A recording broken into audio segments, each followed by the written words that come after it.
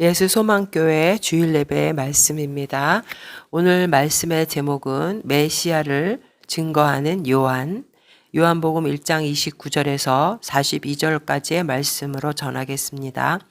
이튿날 요한이 예수께서 자기에게 나아오심을 보고 이르되 보라 세상 죄를 지고 가는 하나님의 어린 양이로다. 내가 전에 말하기를 내 뒤에 오는 사람이 있는데 나보다 앞선 것은 그가 나보다 먼저 계심이라 한 것이 이 사람을 가리킴이라. 나도 그를 알지 못하였으나 내가 와서 물로 세례를 베푸는 것은 그를 이스라엘에 나타내려 함이라 하니라. 요한이 또 증언하여 이르되 내가 보매 성령이 비둘기같이 하늘로부터 내려와서 그 위에 머물렀더라. 나도 그를 알지 못하였으나 나를 보내어 물로 세례를 베풀라 하신 그이가 나에게 말씀하시되 성령이 내려서 누구 위에든지 머무는 것을 보거든 그가 곧 성령으로 세례를 베푸는 이인 줄 알라 하셨기에 내가 보고 그가 하나님의 아들이심을 증언하였노라 하니라. 또 이튿날 요한이 자기 제자 중 두 사람과 함께 섰다가 예수께서 거니심을 보고 말하되 보라 하나님의 어린 양이로다. 두 제자가 그의 말을 듣고 예수를 따르거늘 예수께서 돌이켜 그 따르는 것을 보시고 물어 이르시되 무엇을 구하느냐. 이르되 랍비여 어디 계시오니까 하니 예수께서 이르시되 보라 와서 보라. 그러므로 그들이 가서 계신 데를 보고 그날 함께 거하니 때가 10시쯤 되었더라. 요한의 말을 듣고 예수를 따르는 두 사람 중에 하나는 시몬 베드로의 형제 안드레라. 그가 먼저 자기의 형제 시몬을 찾아 말하되 우리가 메시아를 만났다 하고, 메시아는 번역하면 그리스도라. 데리고 예수께로 오니 예수께서 보시고 이르시되 내가 요한의 아들 시몬이니 장차 개발하리라 하시니라. 요한복음을 보통 표적의 책이라고 불리웁니다. 왜냐하면 요한복음에는 표적의 역할을 하는 여러 인물, 사건이 등장하는데 그 중에 오늘 우리가 읽은 이 세례 요한을 모든 표적을 대표하는 자라고 말하고 있습니다. 표적이라는 말에는 두 가지 뜻이 있는데 관역, 바로 목적지 자체를 말하는 것과 두 번째는 그 목적지를 알려주는 이정표로서의 표적이 있습니다. 요한복음에는 이 표적이 이정표로서 무엇을 가르칠 때라는 이런 표적의 의미가로 쓰이는 단어가 바로 이 표적입니다. 요한복음 20장 31절에는 예수가 하나님의 아들이고 그리스도이심을 알게 하려고 요한복음이 기록되었다고 했는데 바로 예수를 소개하는 그 표적들의 이야기가 요한복음에는 나옵니다. 요한복음 2장 1절에서 11절까지 물이 포도주가 된 사건은 이것이 놀라운 단순한 어떤 그런 기적이 아니라 생명을 주는 그리스도의 피를 이 포도주가 가리키는 것입니다. 오늘 말씀 속에서 세례 요한은 예수님을 가리키는 그런 역할을 합니다. 요한복음 1장 29절에 보면 이튿날 요한이 예수께서 자기에게 나오심을 보고 이르되 보라 세상 죄를 지고 가는 하나님의 어린 양이로다. 예수님을 하나님의 어린 양이라고 말합니다. 예수님이 이 땅에서의 사역을 말하는 것이죠. 우리가 사람에 대해서 그 이름을 부를 때 그 사람 이름 속에는 그 사람의 인격과 소명이 성경에 보면은 포함되어 있습니다. 아브라함이 아브라함으로, 야곱이 이스라엘로, 사울이 바울로 바뀌면서 그 사람의 사명이 바뀌는 것을 우리는 볼 수 있습니다.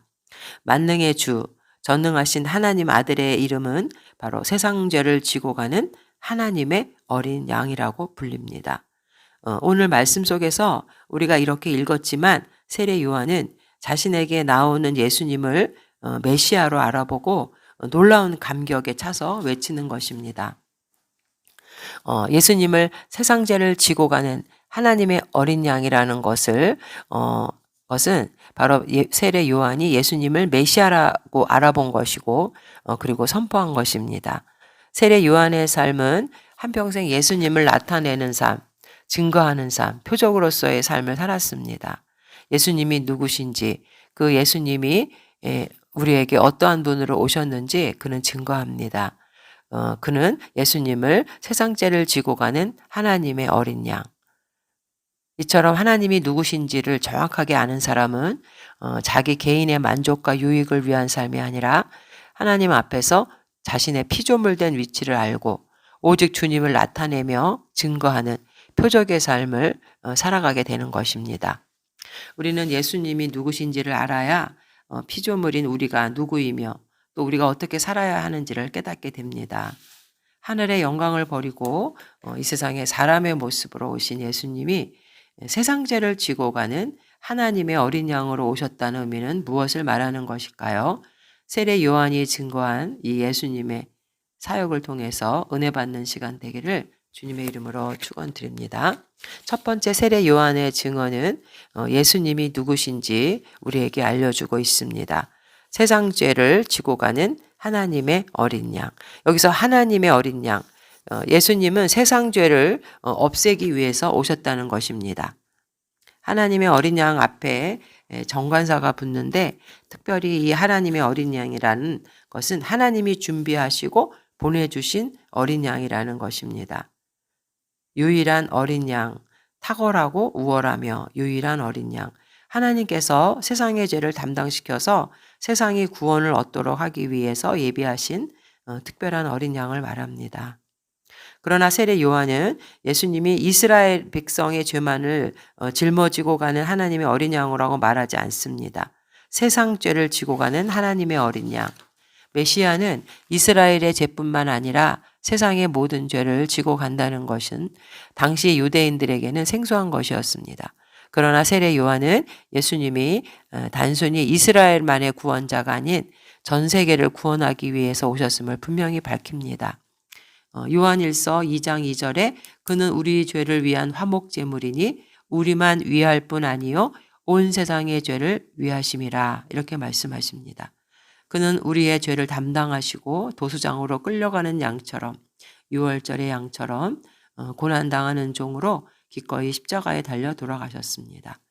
이 하나님의 어린 양의 핵심 사역은 세상의 죄를 해결하는 것입니다. 온 세상을 위한 제물을 말하는 것이죠. 여기서 지고 가다라는 말은 죄를 없애다라는 의미가 있습니다. 또 용서하다, 치우다. 예수님이 이 세상의 죄를 없애기 위해서 대신 죄를 짊어지고 간다는 것입니다. 요한일서 3장 5절에도 보면 그가 우리 죄를 없애려고 나타나신 것을 너희가 아나니 그에게는 죄가 없느니라. 여기서 어린 양의 그 모습은 희생자의 모습도 있지만 승리자의 모습이 들어 있습니다. 실제적으로 요한복음에서 이 죄를 짊어지고 가다 아이로의 뜻은 정복하여 빼앗다라는 뜻으로 쓰이기도 합니다. 이것은 요한계시록 17장 14절에 보면 그들이 어린 양과 더불어 싸우려니와 어린 양은 만주해 주시오 만왕의 왕이심으로 그들을 이기실 터이요 또 그와 함께 있는 자들 그 부르심을 받고 택하심을 받은 진실한 자들도 이기리로다. 계시록에는 어린 양의 모습이 승리자의 모습으로 있고 또 대속적인 죽음도 같이 나타납니다. 계시록 5장 9절에는 그들이 새 노래를 불러 이르되 두루마리를 가지시고 그 인봉을 떼기에 합당하시도다. 일찍이 죽임을 당하사 각 족속과 방언과 백성 나라 가운데에서 사람들을 피로 사서 하나님께 드리시고 7장 14절에는 내가 말하기를 내 주여 당신이 아시나이다 하니 그가 나에게 이르되 이는 큰 환난에서 나오는 자들인데 어린 양의 피에 그 옷을 씻어 희게 하였느니라.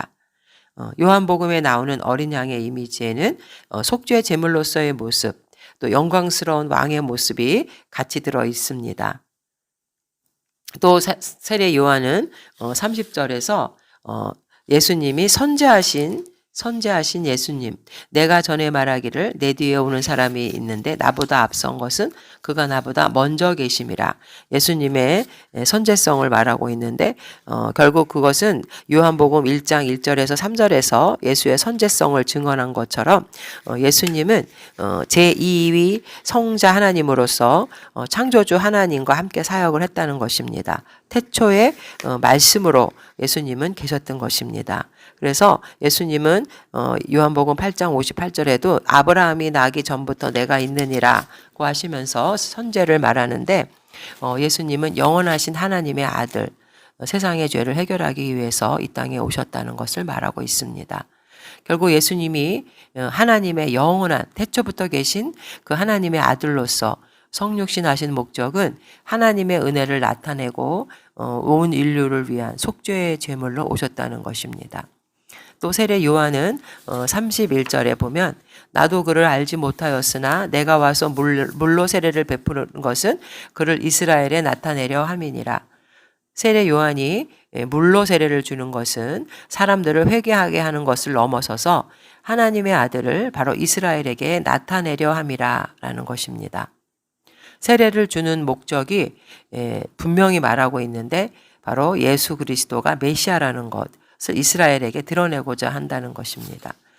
그래서 그는 성령으로서 바로 예수가 메시아라는 것을 말하고 있죠. 32절에 내가 봄에 성령이 비둘기같이 하늘로부터 내려와서 그의 위에 머물렀더라. 메시아적인 인물은 성령 충만하신 분이고 성령으로 세례를 베풀 것이라고 말합니다. 이것은 이미 구약에도 등장하는데 이사야 11장 1절에 보면 하나님이 다윗의 자손에게 성령이 임하는 것을 말합니다. 이새의 줄기에서 한 싹이 나며 그 뿌리에서 한 가지가 나서 결실할 것이요 그의 위에 여호와의 영 곧 지혜와 총명의 영이요 모략과 재능의 영이요 지식과 여호와를 경외하는 영이 강림하시리니. 그리고 또 하나님은 그의 종들에게도 성령을 부어주신다고 이사야 42장 1절 내가 붙드는 나의 종 내 마음에 기뻐하는 자 곧 내가 택한 사람을 보라. 내가 나의 영을 그에게 주었은즉 그가 이방의 정의를 베풀리라. 여기서 종은 예수님을 말하는 것입니다. 바로 구약에서 메시아에게 성령을 부을 것이라는 예언은 바로 예수님 안에서 성취됩니다. 그리고 마지막 날에 하나님께서는 또 그의 백성들에게도 성령을 부어주신다고 말씀하십니다.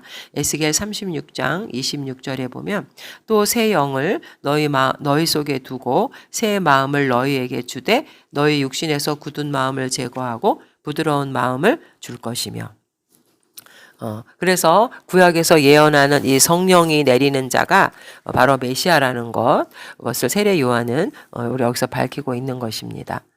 이것은 이사야 선지자가 이사야 40장 3절에 주의 길을 예비하는 세례 요한의 사명을 말하는 것처럼 세례 요한이 단지 물이라는 단어를 표현해서 삽입하여서 설명하는 물로 세례를 준다라는 것은 바로 이 세례가 세례 요한이 베푸는 물 세례는 물 외에는 아무것도 아니라는 것이죠. 오히려 세례 요한이 자신과 메시아이신 예수님을 비교하면서 자신은 그분의 신발끈조차 비교할 수 없을 정도로 자신은 그러한 존재라는 것을 겸손하게 나타내고 있고 성령이 바로 예수님 위에 머물러 내렸다는 것이 바로 예수가 하나님의 기름 부음을 받았다는 표적으로 이제는 메시아 시대가 열리고 성령의 권능을 통해서 이스라엘이 새롭게 갱신되는 일이 일어날 것을 여기서 예언한 것입니다.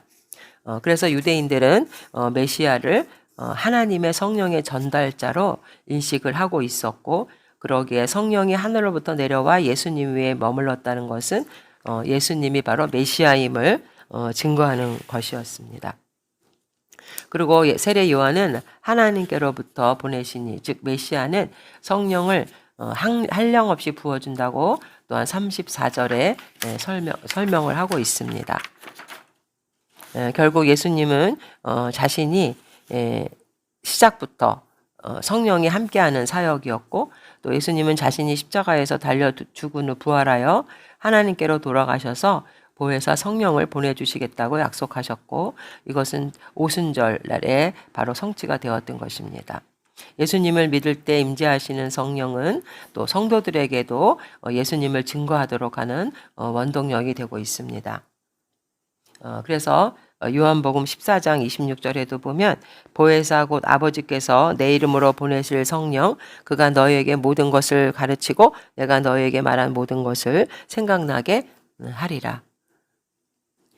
이 세례 요한은 자신도 그 예수님이 누구신지 자세히는 몰랐는데 결국은 성령을 통해서 비둘기처럼 성령이 내릴 때 결국 예수가 메시아라는 것을 깨달았다고 말합니다. 33절에 나도 그를 알지 못하였으나 물론 세례 요한과 예수님은 친척이지만 그렇게 알았던 것도 있지만 여기서 알고 있었지만 알지 못하였다라고 말하는 것은 그가 바로 메시아라는 것을 그때 성령이 내려서 성령으로 그가 깨달았다는 것.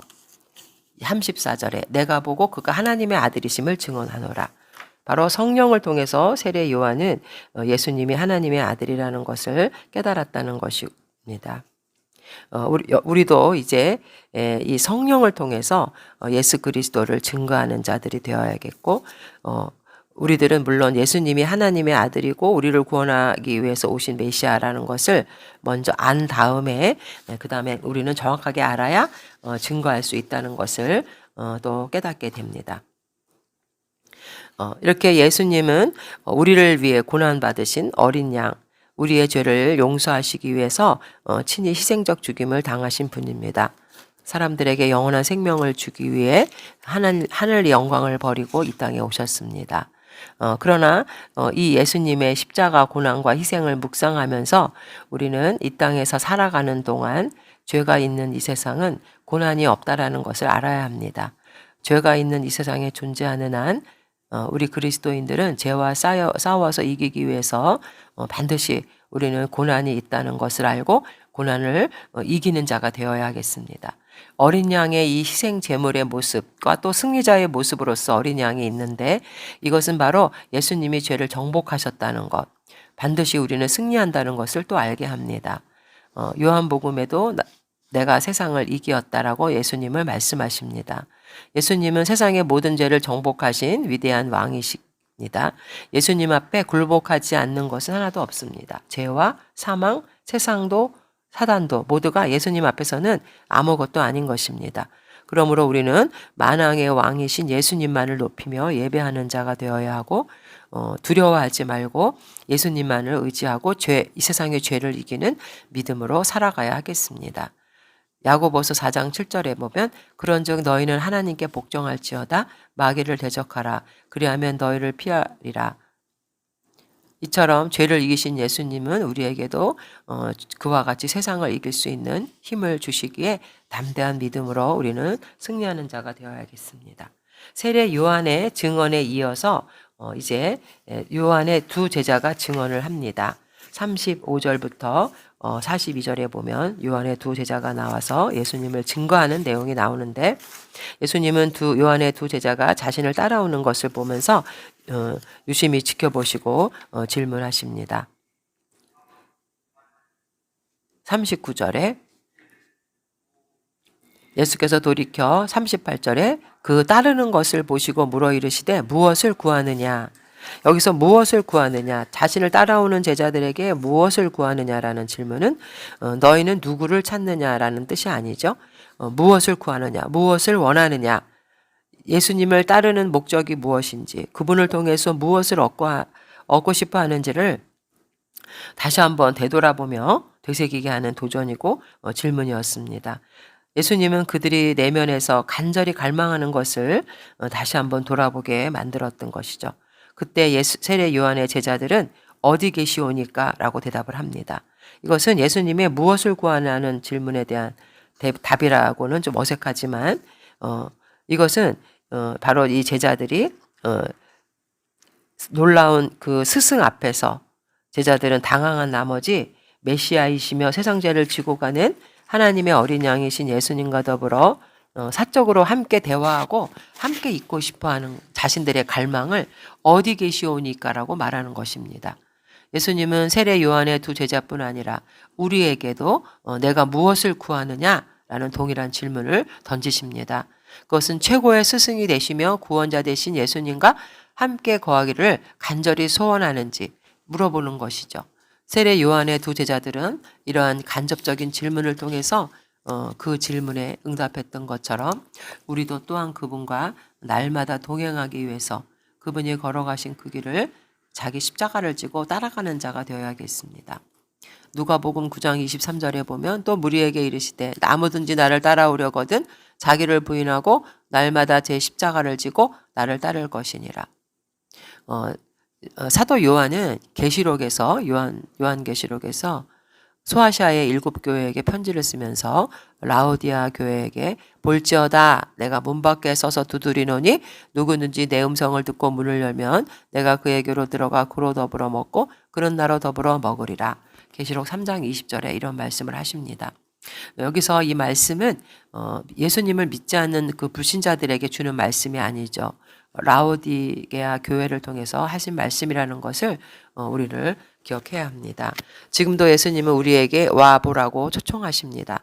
수고하고 무거운 짐진 자들은 다 자기에게 나오라고 부르십니다. 우리 성도들은 누구나 마음의 문을 열고 주님과 함께 더불어 먹는 풍성한 은혜를 누려야 합니다. 예수님께서 와 보라고 말씀하신 거 와는 그들의 요청에 대한 허락을 말하면서 보라. 이 보라라는 단어의 뜻에는 경험하다, 깨닫다, 얻다 이런 의미가 있는데 결국 영생을 얻는다는 그런 의미가 들어있는 것입니다. 그리고 여기서 예수님을 메시아로 알게 된 자는 바로 예수님을 따라가는 자입니다. 믿음이란 예수님을 따라가는 것이죠. 말씀을 따라가는 것이고 예수님의 삶을 따라가는 것입니다. 그리스도인들은 바로 예수님의 성품과 모습을 따라가는 제자입니다. 오늘날 많은 사람들이 믿는다고 하면서도 예수님을 따라가지 않습니다. 참 신자는 예수님을 믿고 예수님을 따라가는 자, 그리고 예수님과 함께 머무는 자, 그분과 함께 교제하며 그분 안에 거하는 것입니다. 그리고 이 믿음이라는 단어는 단회적인 사건이 아니라 지속적인 사건을 말하고 예수님을 믿는 사람은 예수님의 말씀을 지속적으로 듣고 또 지속적으로 기도를 통해 교제하며 그 기도를 통해 더 깊은 믿음의 세계로 들어가는 자입니다. 우리는 성령 안에서 주님과 교제하고 주님과 함께 머무는 자가 되어야겠습니다. 예수님의 제자가 이렇게 예수님과 함께 거하기를 원해서 어디에 계십니까? 라고 말씀하셨던 것처럼 우리는 말씀 안에 사랑 안에 머물며 그의 사랑을 드러나는 자들이 되어야겠습니다. 요한복음 15장 5절에 보면 나는 포도나무여 너희는 가지라 그가 내 안에 내가 그 안에 거하면 사람이 열매를 많이 맺나니 나를 떠나서는 너희가 아무것도 할 수 없음이라. 우리가 예수님 따라간다는 것은 바로 예수님의 제자가 된다는 것을 말합니다.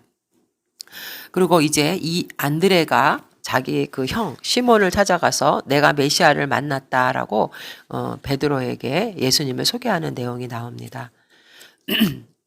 이 시몬은 예수님 메시아를 만나고 첫 번째로 한 일이 바로 자기 형제 베드로에게 메시아를 전하는 일을 했습니다.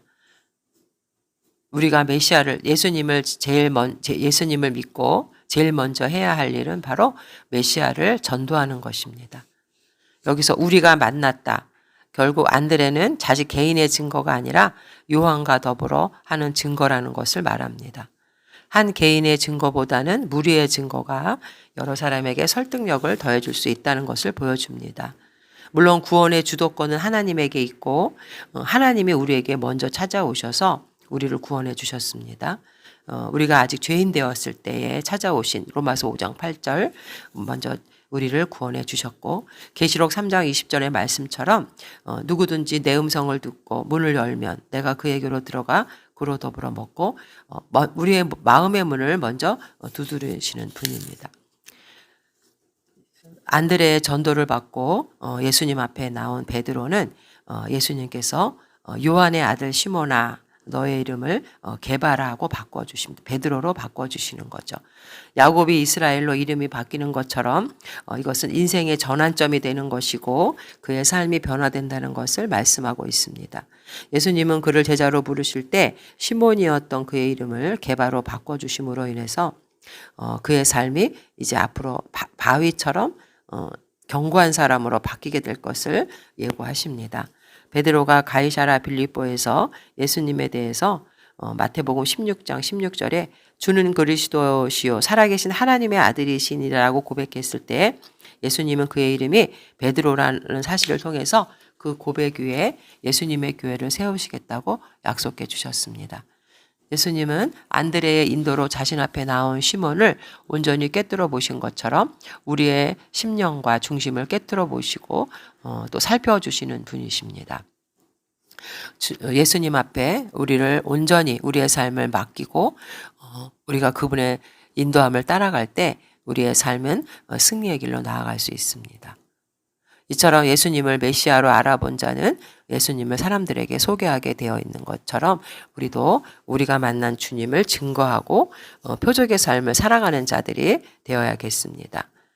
우리가 오늘 말씀 속에서 세례 요한의 증언 또 요한의 두 제자의 증언을 통해서 우리는 예수님이 누구신지를 정확하게 알고 그 예수님을 가리키는 표적의 역할을 감당하는 자가 되어야겠습니다. 왜냐하면 바로 영원한 생명이 예수님 안에만 있기 때문입니다. 요한복음 20장 31절 말씀처럼 오직 이것을 기록하면 너희로 예수께서 하나님의 아들 그리스도이심을 믿게 하려 하며 또 너희로 믿고 그 이름을 힘입어 생명을 얻게 하려 함이니. 인간은 메시아를 만나야만 자신의 존재가 어떤 존재이며 어떤 삶을 살아야 하는지 올바로 깨달을 수 있습니다. 유한하고 한 번뿐인 우리의 삶을 영원한 생명을 얻고 또 주님과 동행함으로써 이 세상에서도 평안한 행복한 하나님의 자녀로 복된 삶을 살아가는 저와 여러분 되시기를 주님의 이름으로